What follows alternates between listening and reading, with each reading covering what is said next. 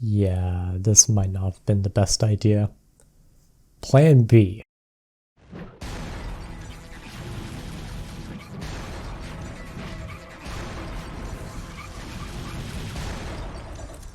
Let's rock, baby.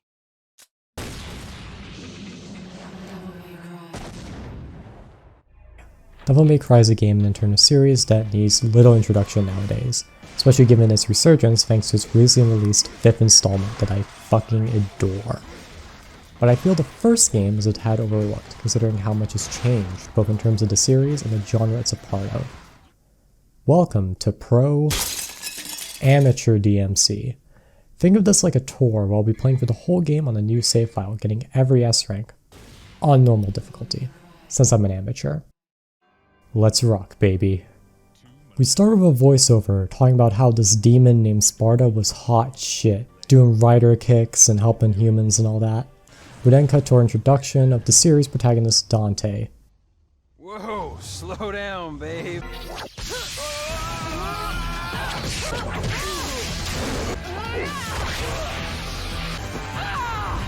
Sword. Time to go to work, guys.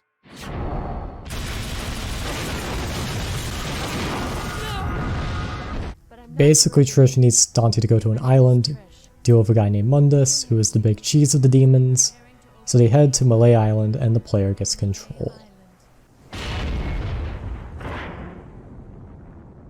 First thing everyone notices is how this game uses fixed camera angles. While this type of perspective isn't the greatest for the type of action combat this game has, I feel the team behind this, Team Little Devils, did a solid effort of not making it completely awkward to handle, with wide shots, pans, and keeping the player's intended direction even after a camera switch.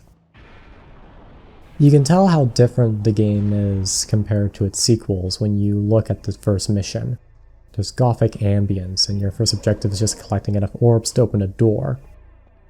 Now you could collect every orb that lays around, or if you get on top of this spear, you'll find the first of many orb caches, which will be really useful not for their intended purpose of buying new items and upgrades, but for getting those sweet S ranks. I'll explain how to achieve those later, but first our slow build-up will now reach its climax.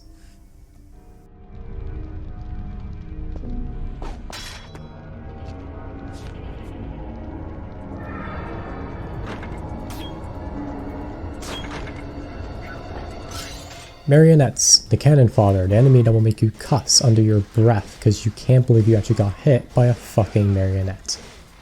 They dress in multiple colors and even have different weapons, including a shotgun. I'll talk a bit more about up-close combat in the next mission. For now though, I'm going to focus on getting through this mission as quick as we can, so we aren't stuck spending more time talking about it than I did to finish the damn thing. Like right now.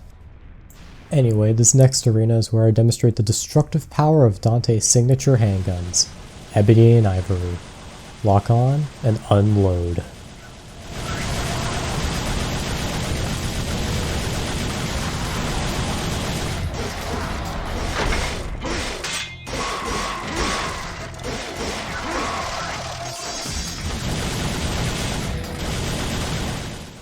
Mission 1 is basic as it should be. As long as you get the orb cache, you'll have an easy time getting the S rank. We got more marionettes and our first proper devil arm, Alistair, a sword imbued with lightning, and gives us access to a collection of new moves and a new core ability. Welcome to Basic Fucking Combat Mechanics 101 with me, your host, Tujo. We got 3 basic combos depending on if you pause in between attacks, locking on, and you got a launcher which sends you up if you continue holding back.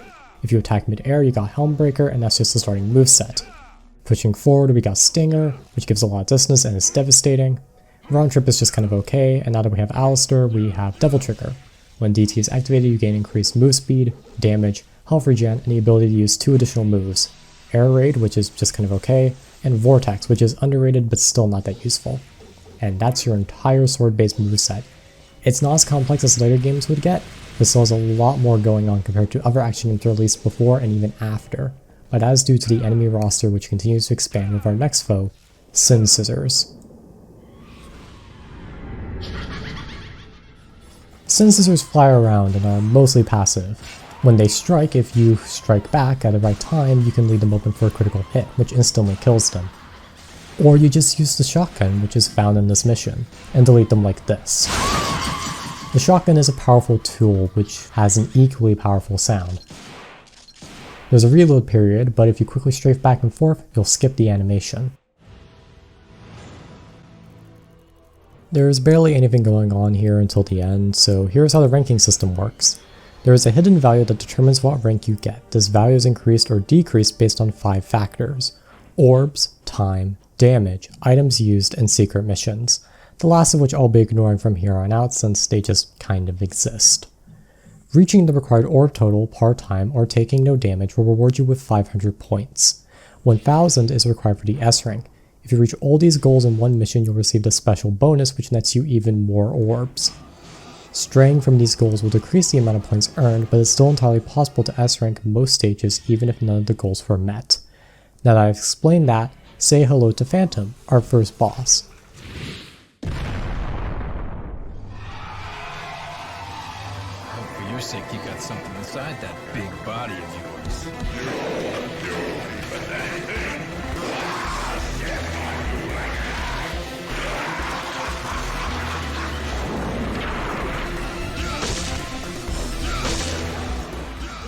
You want to focus on his abdomen. If he starts charging up the fireball, just stinger the fucker in the mouth. A very basic fight that focuses solely on your close quarter combat abilities.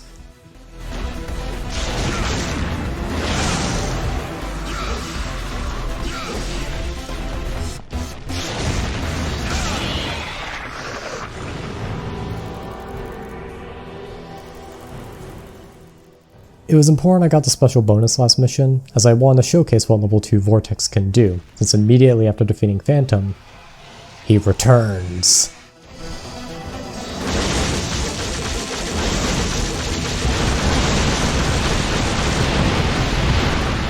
And leaves us again.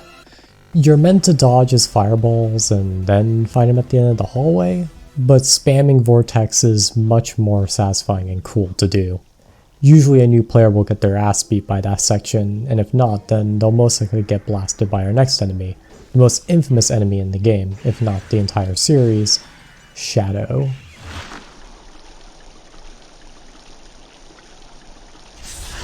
The only way to damage a Shadow is by pelting them with gunfire, exposing a core to harsh melee blows. But no matter where you are, they will always move at the ready. A dive bomb far away, a spear slightly ahead, and a swipe up close as his core moves, with a barrage of spikes coming if you expose his core. And even once you do enough damage, it will try to take you with them. A formidable foe, unless you did a critical hit on him.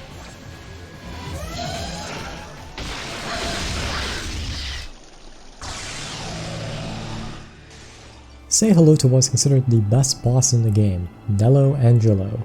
Nello Angelo is a misspelling of Nero Angelo. He is your mirror, your rival. Anything you can do, he will also do. This stinking hole was the last place I thought I'd find anyone with some guts.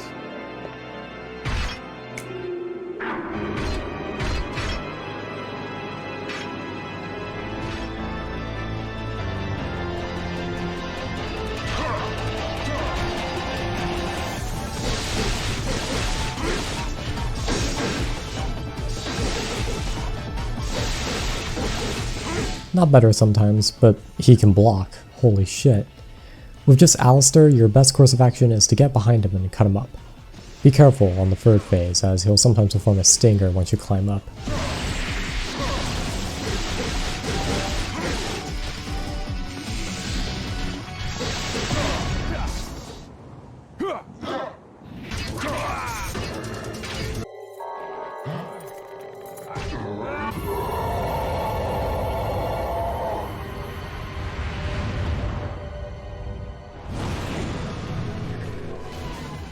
Oh no, a shadow, what will I do?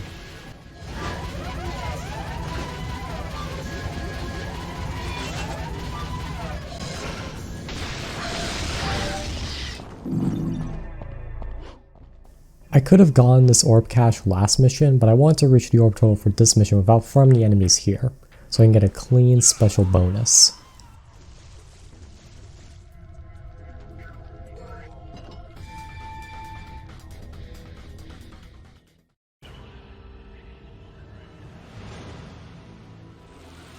say hello to a bunch of bugs you won't see after this fight. The best course of action for them? Zap, zap, zap.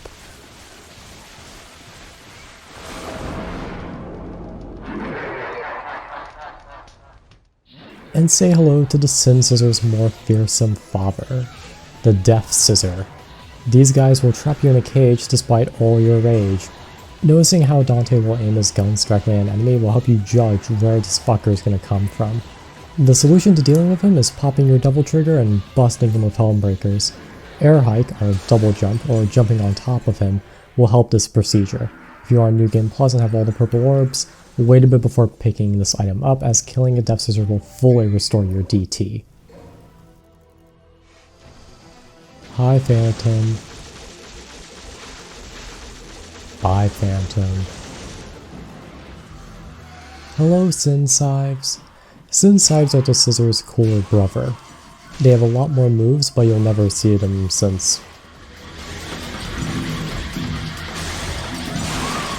you can just do that. It also does some more bugs here, but we don't care about the bugs.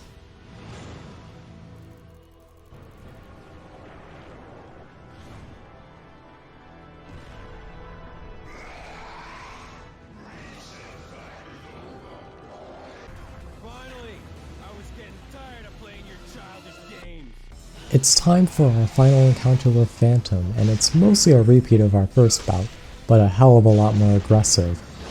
He will almost always try and attack whether it be a fireball, pillars, or straight up jumping on top of you. But if you make the boss land on the glass ceiling a certain number of times, you instantly win the fight. I didn't do it this run though.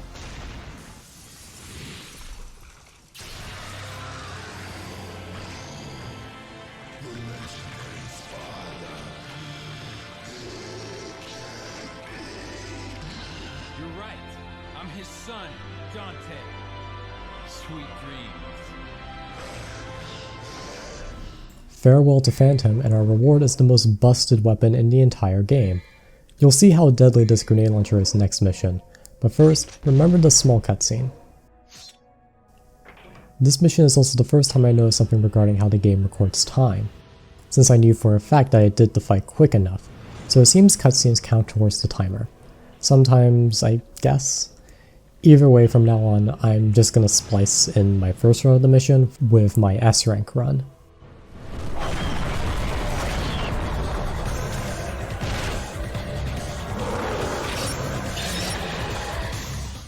Blades! Welcome to the second third of the game. We got a broken fucking gun that can still knock most enemies by just spamming it, plus Stinger.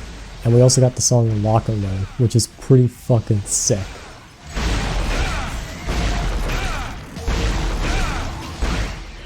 We also say hello to the second devil armor of the game, Ifrit, fire-based gauntlets with powerful charge attacks.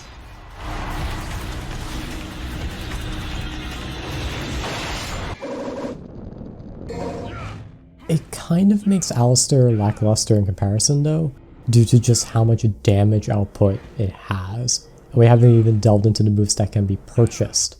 You got Kick 13, which isn't too special, but if you have DT enabled, it turns into a full auto combo. Rolling Blaze, which allows you to do more damage during your jump, and you'll be surprised how handy this really is. The DT exclusive moves are also much more powerful compared to Alistair's, with Meteor, which I'll demonstrate later, and Inferno, which just destroys common enemies and even higher tier demons, as you see later in the run. Oh, and you can click on the right stick to switch devil arms without going into the menu, which is handy. It's not too fast, you can't do it mid-combat in most scenarios, but it's useful, it's important. So of course, with this new tool, it's time to fight the next boss, Griffin.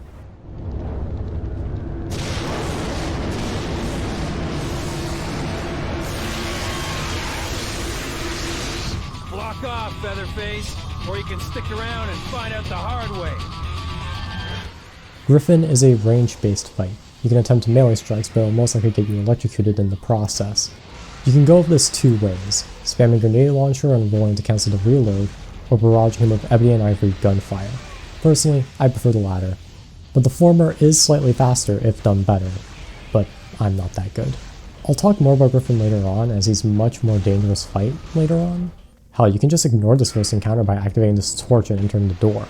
a strategy which I actually recommend on higher difficulty runs on New Game Plus, as the location where Ifrit spawns contains a massive red orb, which helps a lot with the mission's insane orb par of 1500, so you don't need to fight Griffin to reach it. But since this is a new game run and I don't want to be a complete coward, I did tell him to flock off.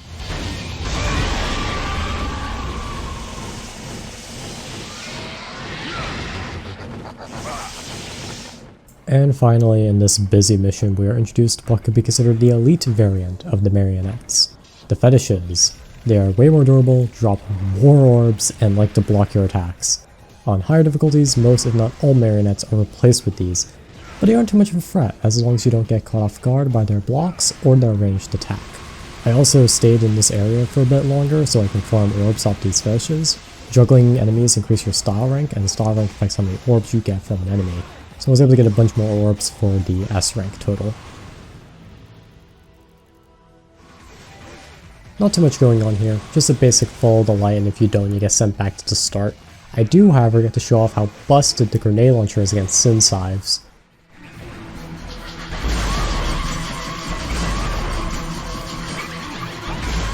And also say hello to my least favorite enemy of the game, Kyclops, or Kyclopses? They exist. Just air raid them to death since you get a full DT recharge after defeating one.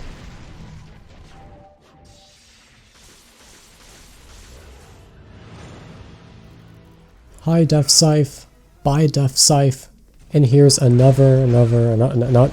an example of how busted the grenade launcher is, plus Stinger. It's ridiculous.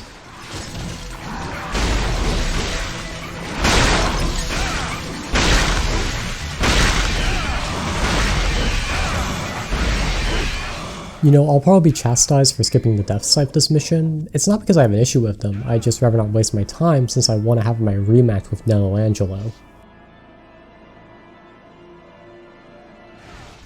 Nello Angelo 2 is almost the exact same fight. I think it's a bit more aggressive, but I can't really tell.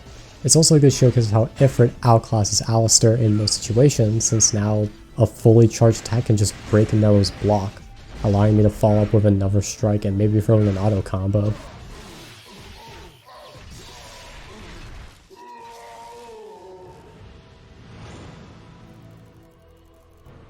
Say hello to this beautiful JPEG. Yeah, we now have first person swimming, but you can just ignore for the most part. Now it's time to briefly talk about Death Scythes. While their whirlwinds that can launch you up in the air can be a nuisance, you can actually use them to your advantage to land DT Helmbreakers on the fucker, which is good if you don't feel like standing around waiting for him to drop down on you.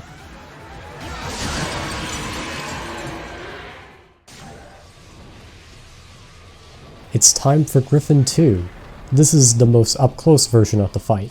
He will barrage you with lightning strikes when he's on the ground, and he has an annoying electric bird thing, but Rolling Blaze or DT Gunfire will deal with it quickly.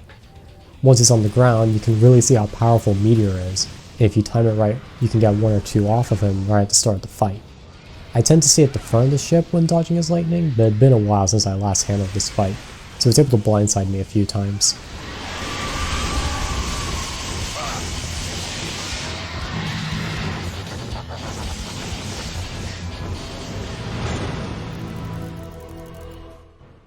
It's time for the mandatory swimming mission.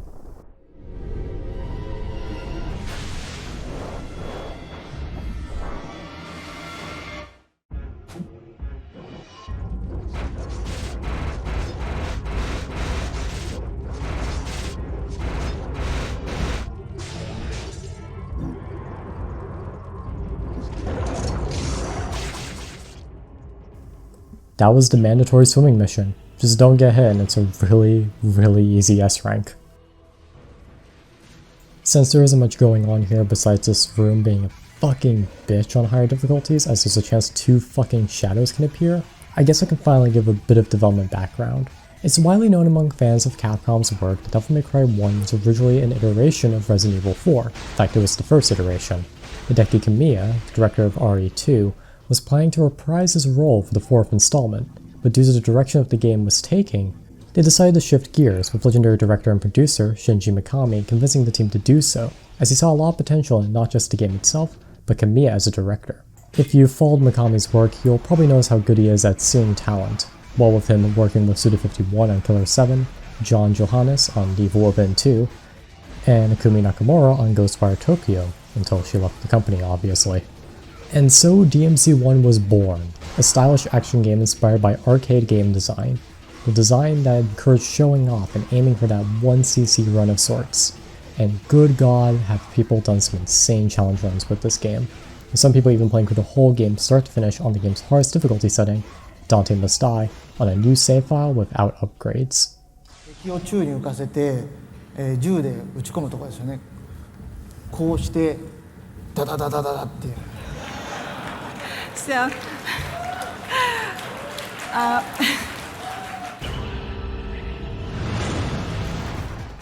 You can ignore most of the enemies in this mission if you're going for the orb total, as this gold urn here gives 1,000 orbs.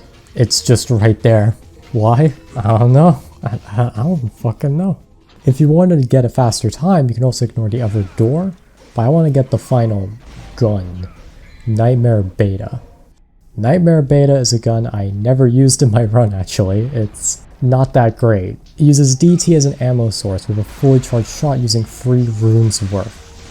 It's pretty fun messing around though when you get the Super Dante costume, which you unlock by beating Dante Must Die.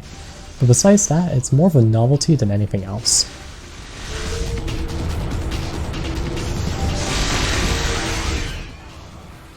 As we enter the Coliseum, we fight Griffin for the final time. Sometimes he likes to fly up so high you can't actually hit him properly. What a coward. Say goodbye to your wing, asshole. Oh shit!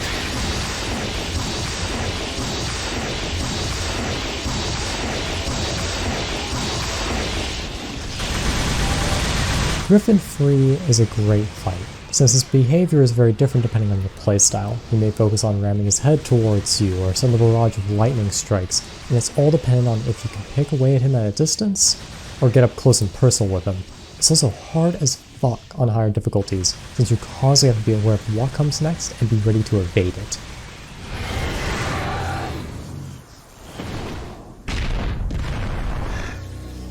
Yours are definitely the powers of Sparta. Even more so. Masters, grant me one last surge of power. The power to finish him. Please, no!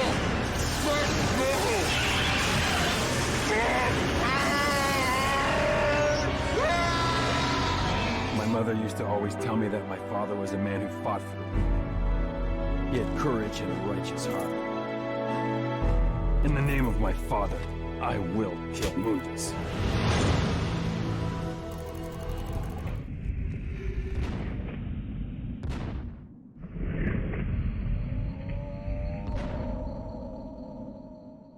Alright, we are done with the courtyard. Wrong one. With our moveset complete, we enter the final third of the game, where the castle is shrouded in darkness. All form of light that previously existed in these holes are now gone, with certain parts of the castle looking a tad different from before.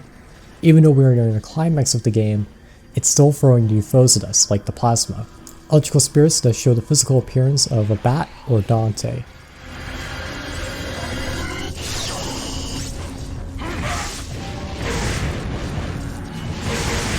They aren't common on normal and overall not too much of a threat due to the devastating power of Inferno when they are grounded.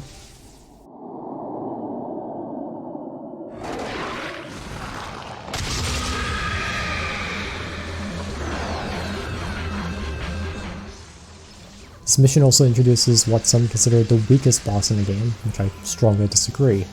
It's Nightmare. Nightmare is easily the most complex of the boss roster, primarily due to its core. After an attack, it will expose the front or back core, which is where you can deal damage, and the core has 3 states: blue, green, and red. Blue cores have high damage resistance and is where Nightmare starts at, but if you do enough damage like spamming Inferno a few times, you can have them enter a green state, which makes Nightmare take way more damage. This is where you should onslaught with fully charged if it attacks, as if you keep spamming Infernos, it will enter a red state, which increases its damage resistance again. But that's not all. Like how Griffin's attacks are based on your playstyle, Nightmare's is based on your positioning, with ice beams if you stay at the front and spikes that you can deflect at the back. It'll have other attacks as well if you stay on one position, so it's best to go back and forth, front and back, ice beam and spikes, as its other attacks are in my opinion harder to counter.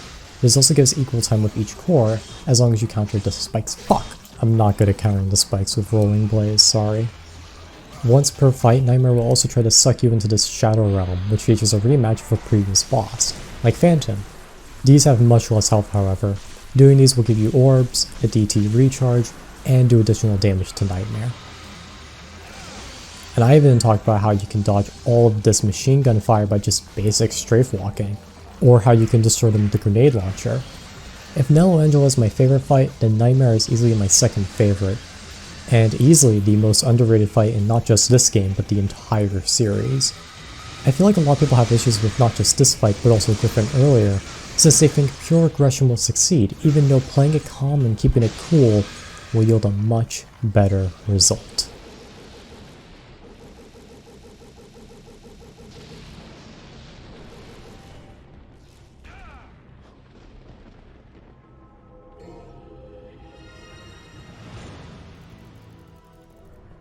Okay, that's the most I wrote for an individual mission. Hopefully this one allows me to have a breather.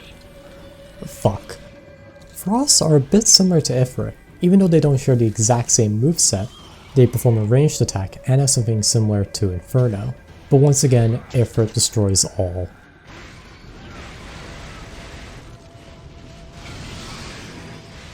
And now it's time for the final bout with Nello Angelo.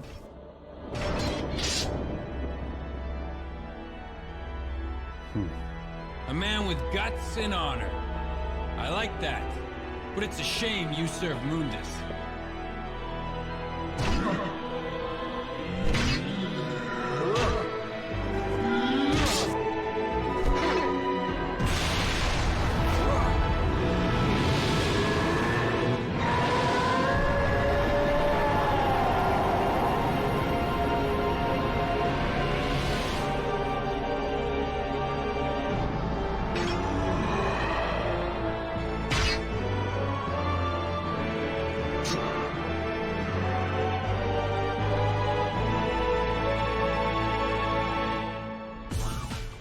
Nello Angelo Free is once again slightly more aggressive, but unlike the previous encounter, he has a ton of new tricks, and these ones are going to be an issue for a first time player.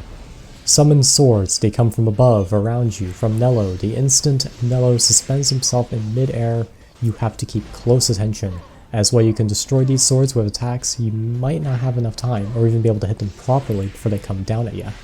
Thankfully you can stagger Nello back onto the ground with Rolling Blaze when he's on the window side. You can probably hit him if you go up the stairs, but I've never risked it personally.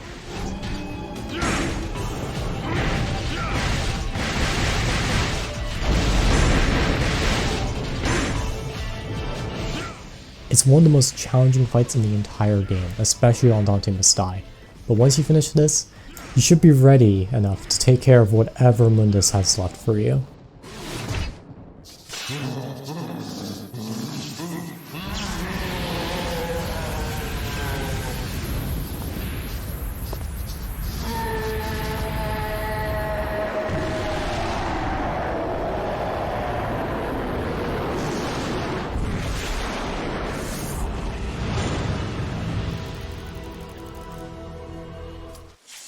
Oh shit, hang on, I gotta fucking do this duty really quick in 14. I'll be right back, hang on. Alright, I'm back. Let's talk about mission 18.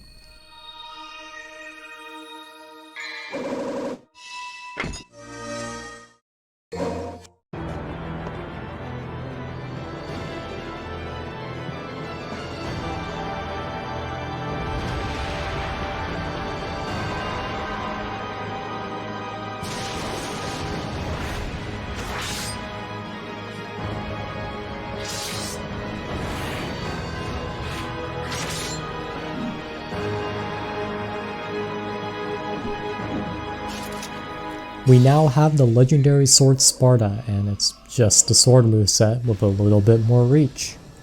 It looks cool as fuck, but there's no reason to use it over Alistair since you can't use DT while wielding it. This mission also includes the final underwater section, so I'm gonna ignore it and continue to talk about Sparta. Completing the game on hard unlocks the legendary Dark Knight costume, which is Sparta's human form. I love it. You also get the Yamato and Luz and Umbra instead of Ebony and Ivory. There's also remixes that replace the normal battle themes, and they sound pretty tight.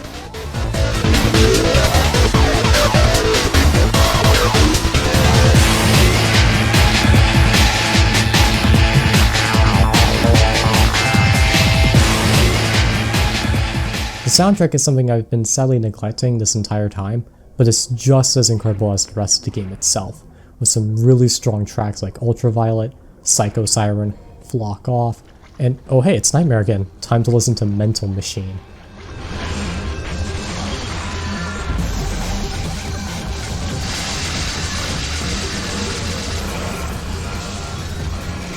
Nightmare Round 2 is more of the same with a tighter arena and more attacks which you can ignore by once again going back and forth.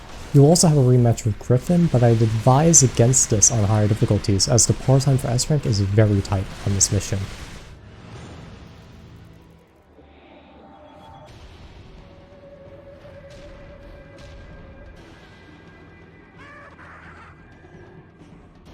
Say hello to the final enemy of the stacked roster, Nobodies. They want to be somebodies, I think. Once again, Grenade plus Stinger is busted, but be careful when they are wearing the mask, since they'll probably dropkick you. I really like the design of these guys, especially the big dumb eyeballs they leave and explode after dying. It's neat.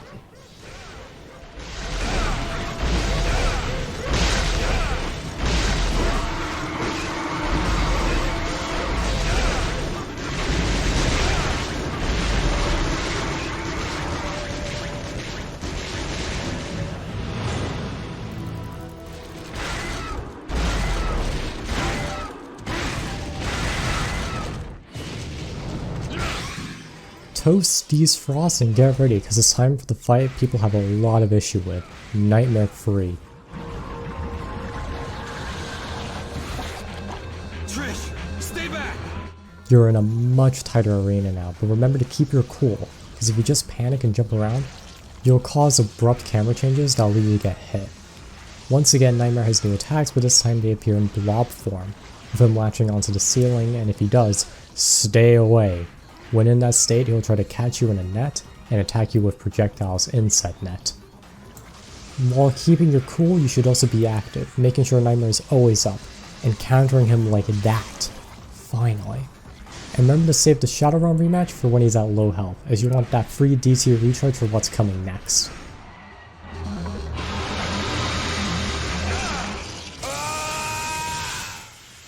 Oh no, we've been betrayed. Who could have seen that coming?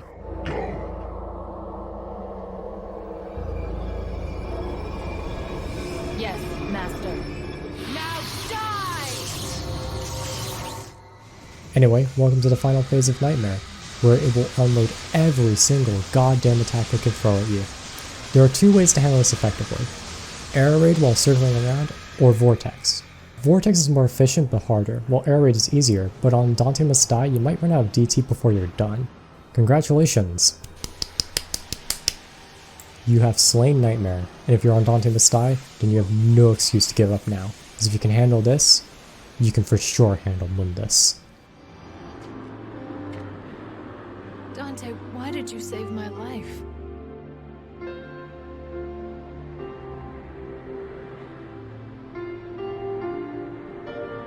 Because you look like my mother. Now get out of my sight. The next time we meet, it won't be like this.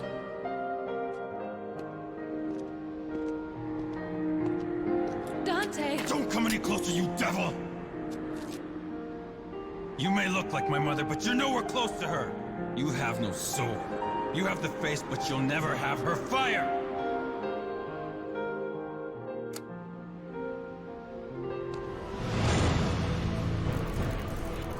Before we fight Mundus, there's another mission, which feels like a breather between the two punishing fights. There are these noodles that are kind of annoying to deal with, but I'm not going for no damage, so it's not a worry. And this plasma here, you should bait to the end of the room, so you don't have them land on the lava. While I haven't talked much about the secret missions, this mission contains the final one, which has a special reward, The Bracelet of Time. Huh. Sadly, it's not as devastating as future iteration, as there's no real point in using it. What would you rather have? Increased damage, speed, additional moves, small health regen, or the ability to stop time for a small period? There might be some situations where this is more useful than standard DT, but it's more of a novelty to me personally.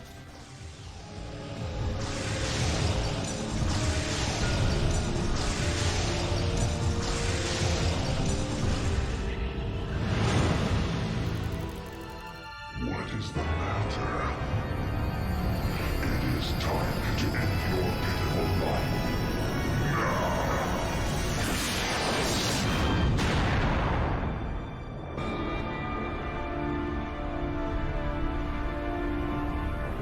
How much longer are you going to keep zapping? Come out and show yourself, Mundus!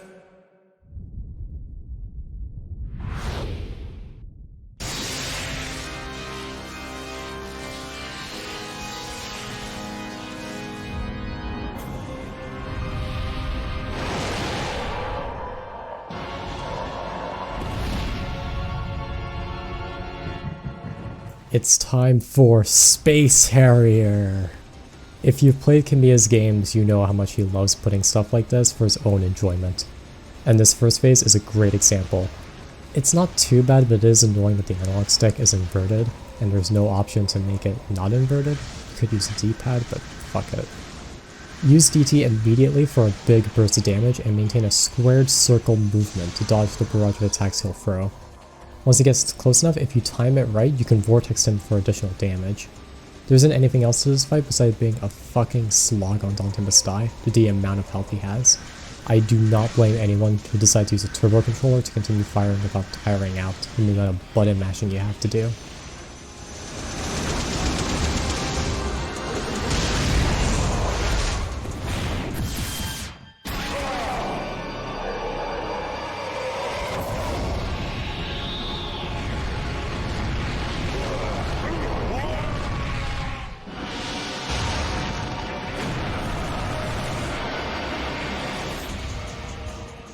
Phase 2 is much harder than Phase 1, and to do this fight effectively and safely, you gotta go against your immediate reaction of getting on those platforms and wailing on them with Sparta.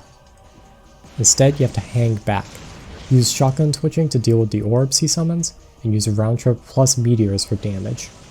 Activate DT to counter this attack as your attack hitbox is much bigger during it. It can be a long fight, especially on hard difficulties, as the Dante must die part time is increased due to how much health this guy has. Which is why Mundus is my least favorite fight in the game. There are worse bosses in the series, but man, this fight is so different from everything else prior, and it's just kind of tiresome on higher difficulties. Especially Dante Must Die. When I beat him on Dante Must Die, I let out a sigh of relief after overcoming it, not an exciting fuck yeah like the two major fights prior.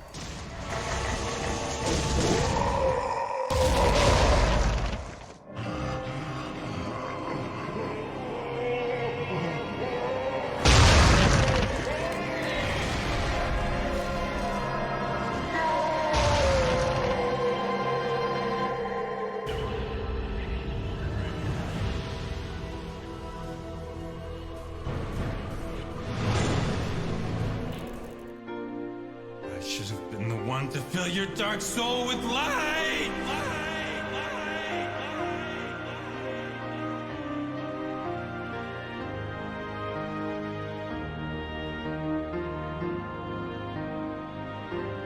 This was my mother's. Now I'm giving it to you.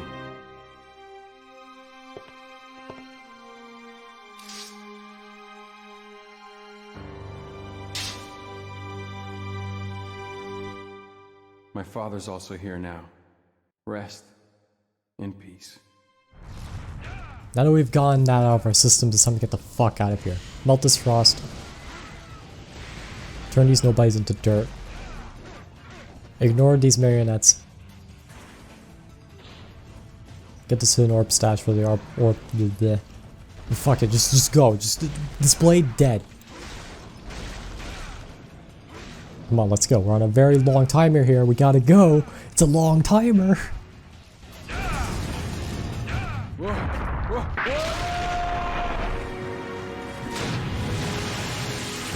has been opened. Dante, you are not getting away. This is where you will die. I'm not going anywhere! Besides, there's no place to go! Look around! This'll be your burial ground as well! Mundus Free is a fucking pushover compared to his previous 2 bouts.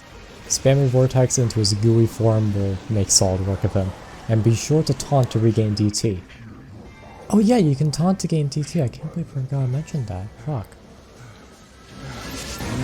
Dante, you'll be okay. You can do it. What? Mother.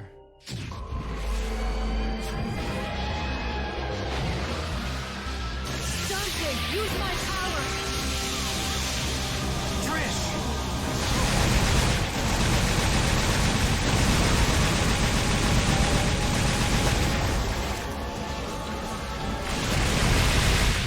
It looks like we have a winner.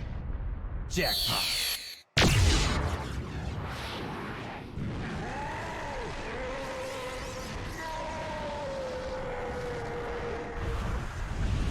Goodbye. And when you do come back, give my regards to my son, will ya? Trish. Devils never cry.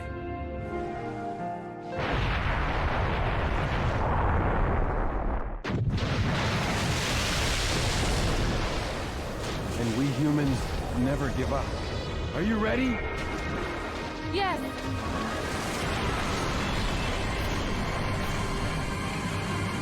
Let's rock.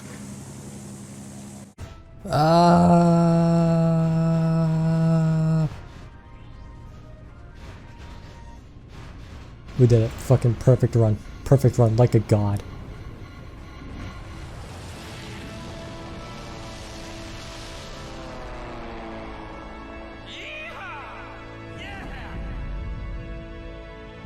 Devil May Cry's a rockin', don't come a knockin', baby, yeah! No need to worry, right? Cause the world has the legendary Dark Knight Dante. And his sidekick. Devil never cry. Yes? Okay, great. Where's the place?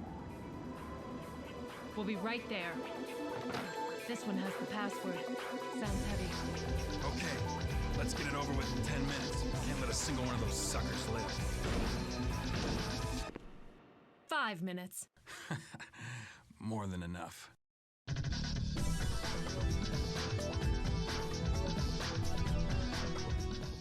And that is DMC1, a game different from its sequels and other games a part of its genre, but it's still something I go back to every once in a while, as it's one of my favorite games of the early 2000s era.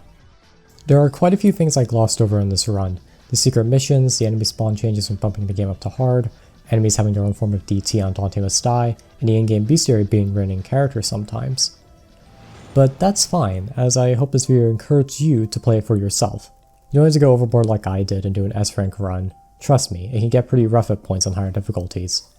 And it's pretty difficult even starting out on normal. But once you get a grip on it and get some degree of mastery, there's very few games like it.